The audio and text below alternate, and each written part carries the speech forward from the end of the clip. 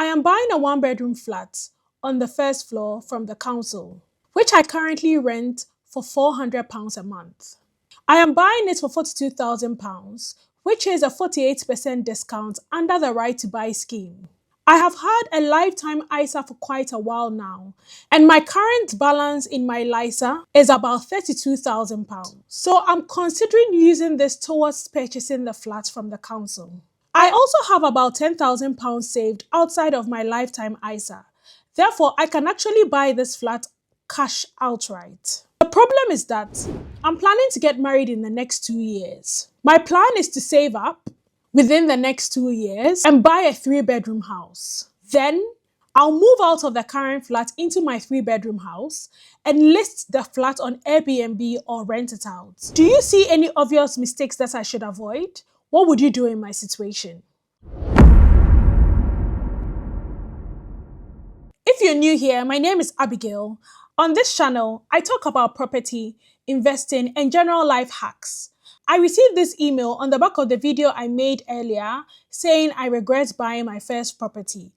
And I've decided to work with this individual to try and find scenarios that will work for him in his current dilemma. The first few things I discussed with this guy when I got this email was, one, his first time buyer rights and also using his LISA. So he ideally would like to live in a house that costs 300k and that is a 3-bedroom house.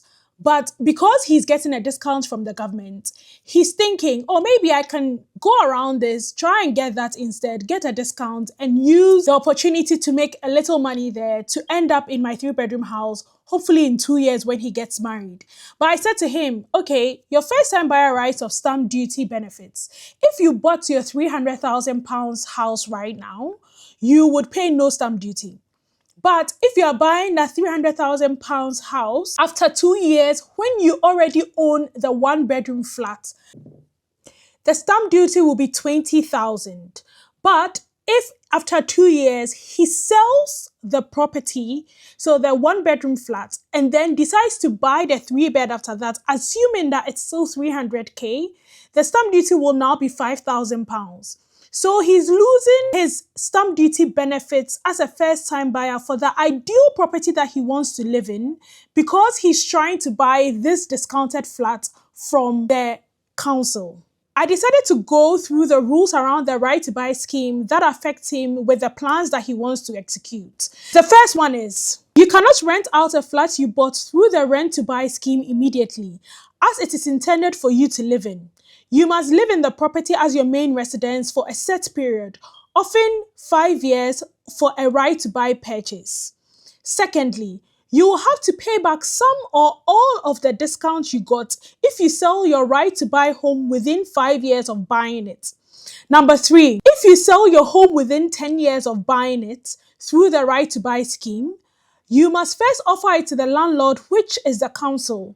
You can sell your home to anyone if the landlord does not agree to buy it within 8 weeks. The last point that I thought was relevant to him was, you will have to pay back some or all of your discount you got if you sell your right to buy home within 5 years of buying it. Now, this in mind, I decided to go through 3 scenarios for him so he can choose out of the scenarios what works best. In this scenario, I'm going to use a 5-year period from here to compare each situation. The first scenario is he buys a flat, lives there for 2 years, sells it, goes to buy the 300k house for the next 3 years, and what his net equity would be after the 5 years. First point, you cannot use a lifetime ISA to purchase a property without it being mortgaged. So with this in mind, he cannot buy the flat using full cash, even though he has the money for cash.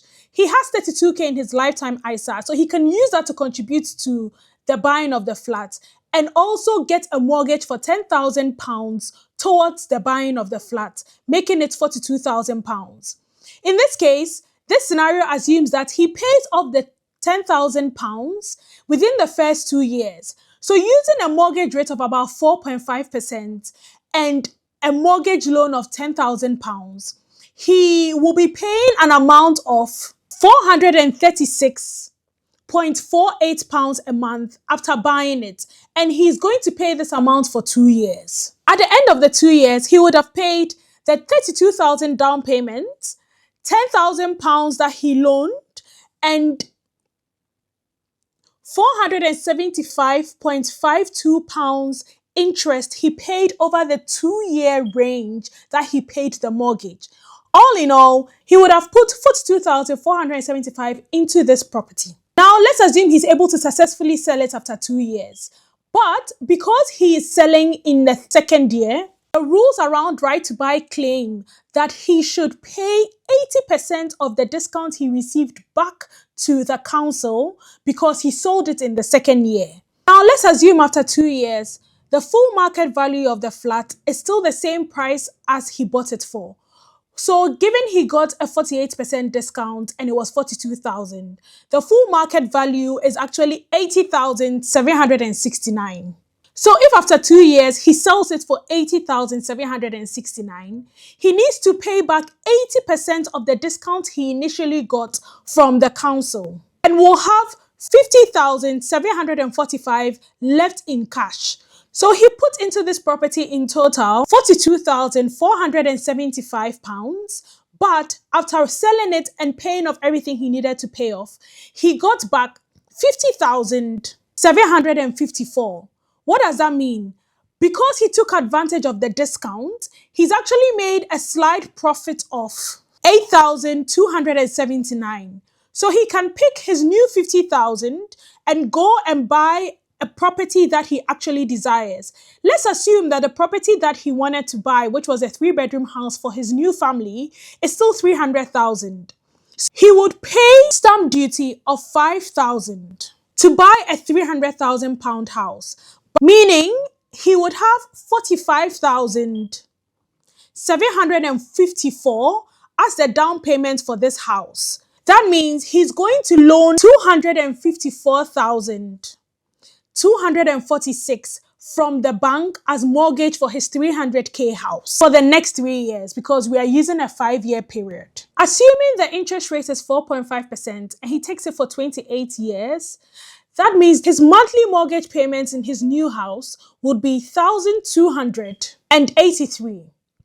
If he keeps this house for the next 3 years, his mortgage payments after 36 months would have been 46,188, meaning he would have made a repayment into the principal of 20,051, but he would have made interest payments of 26,137.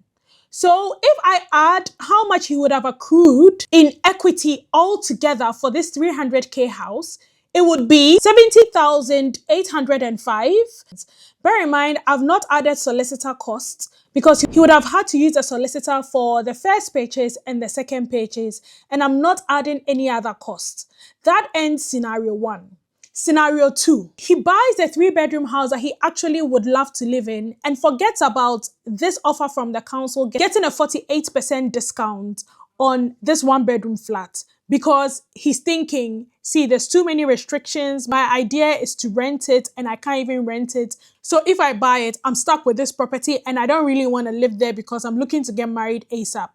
Now, if you go through the process of buying the 3-bedroom flat without even thinking about the discount that's in front of him, how much would he have spent within 5 years and how much equity would he have gotten?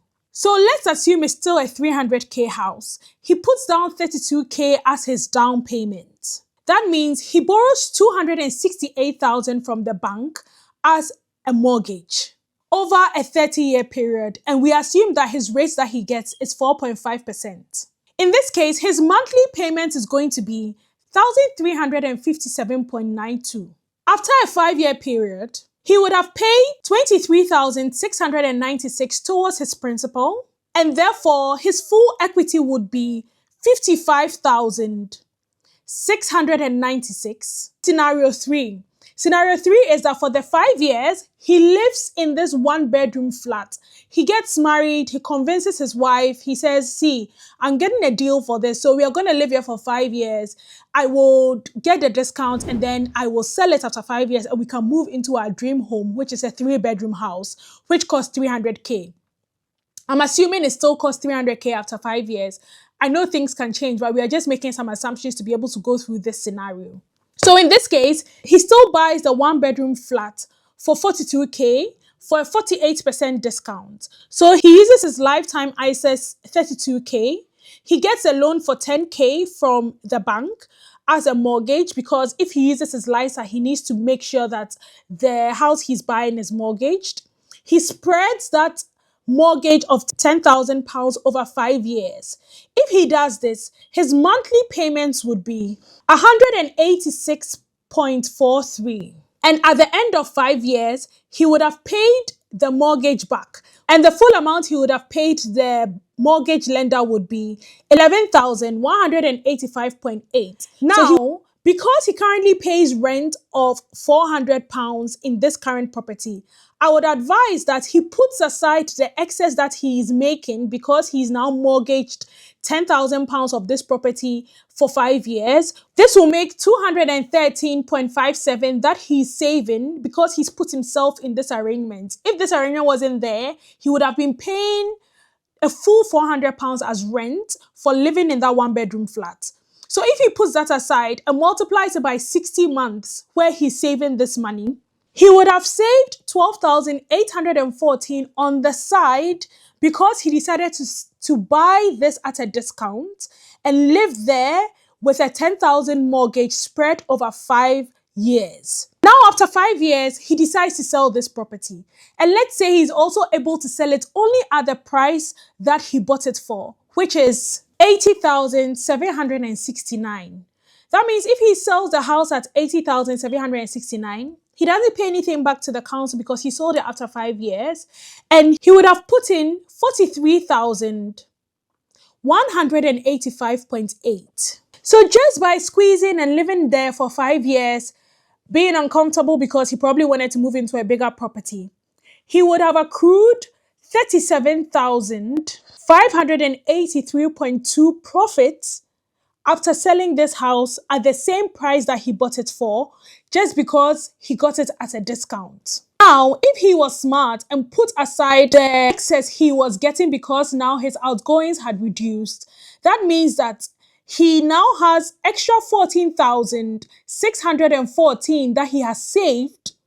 So in that case, he will make a total of 95,383, which includes how much he got when he sold the property, plus how much he had saved over the 5 years for paying lesser money on this house, because he was paying a rent of 400, which has now reduced indirectly to 183 as his outgoing. So he would have 95K in hand that he can use to buy the 3-bedroom house after 5 years. So I presented these three scenarios to the gentleman who sent me this email, and we went through it, and he saw the value in scenario 3, which ends up with him having gotten more equity, if I can put it that way, from the whole transaction. But he said he will not be happy to live there another 5 years because he's really looking forward to getting married. If it was you, what would you have done? Let me know in the comments. This gentleman is watching this video and he's looking to see what other people think he can do. Maybe I missed something out and you are thinking, oh, Abigail, you did not consider this and that and that. Just put it in the comments and let's help someone else. Now, if you like this and you also have a particular situation in property as a first-time buyer and you are stuck and you want us to analyze it for you, you can also make a video out of it so that other people can comment and open your eyes to other things that you've not thought about. Please send me an email to the email that I've put on the screen, and I will call you to discuss and work through scenarios that could help you out. The last thing I told this gentleman was, all these are based on assumptions, and he needs to do a little bit more research to make sure that all these assumptions are likely going to come to pass. The first assumption is that he will be able to sell the flat when he wants to sell it. So I told him to go out and speak to a few real estate agents and get a sense of how difficult it is to sell a previous council flat. It might be that maybe people don't like buying old council flats. It might be that they actually move quite quickly because they're usually cheaper. But if he thinks, oh, I'll be able to sell it in 2 years, I'll be able to sell it in 5 years, and then he buys it and he's not able to sell it, that could be problematic. Also, I asked him to go out and get an independent valuer to value the property that he currently lives in, which is this 1-bedroom flat, to make sure that the value that the council is saying is the current value of the property is actually very close or same as a value that the independent valuer will come up with. Because if we are working on the assumption that he has a 48% discount and actually the value is way lower, so it's not really a 48% discount, these numbers will be different. It's been Abigail. Thanks for watching. Catch you later.